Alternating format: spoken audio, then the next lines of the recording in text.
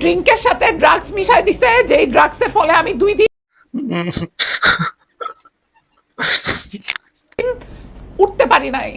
আমি বলে দিলাম এই কেসের মধ্যে যারা যারা জড়িত আছে 1700 হয়ে যাবে, আর আমি যদি মারা যাই তাড়াতাড়ি ওই প্রতিমন্ত্রী এবং ওই আসিয়ান দিন উঠতে পারি নাই।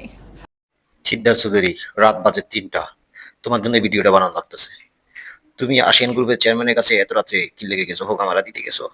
হ্যাঁ সিদ্ধার্থ চৌধুরী, তোমাকে বলছি, তুমি এত কোটি কোটি টাকা করতে পেয়েছো, আর চলচ্চিত্র জগতে যেসব মহিলারা কাজ করে ওরা কতটি ধর্মীয় বা বেধর্মীয় কাজ করে।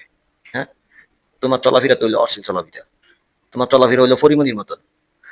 পরিমণি যেমন ওই যে নাসিরুদ্দিনকে নিয়ে এরকম কাহিনী করছে, কান্দাকারি অনেক কিছু, তখন তো তোমাকে মা ছিল শেখ হাসিনা, এখন তো তোমাকে মা নাই, এখন তো বাবা আছে, শেখ হাসিনার বড় বাবা আছে তারেক রহমান। কি মায়া গলতাছে না ওর? না কেন, ওই তো পুরান এইসব মাল খায় না, ইলেগে ওনার মায়া গলবে না। ঠিক আছে, একটু নেকামি বন্ধ করো, নেকামি বন্ধ করো। বিচার চাইতে আসছো দরবারে, মিডিয়ার কাছে বিচার চাও, এর অতিরিক্ত বেশি কিছু বললো না। তোমার মতন ভালো একটা দেশে না থাকলে কি হয়েছে, বাংলাদেশকে অচলে যাবো? তুমি তো এই দেশের ভাইরাস, পুরাই ভাইরাস। হ্যাঁ, তোমাদের মতন তোমরা মানে সমাজটা নষ্ট করে ফেলছো, তোমরা একটা ভাইরাস।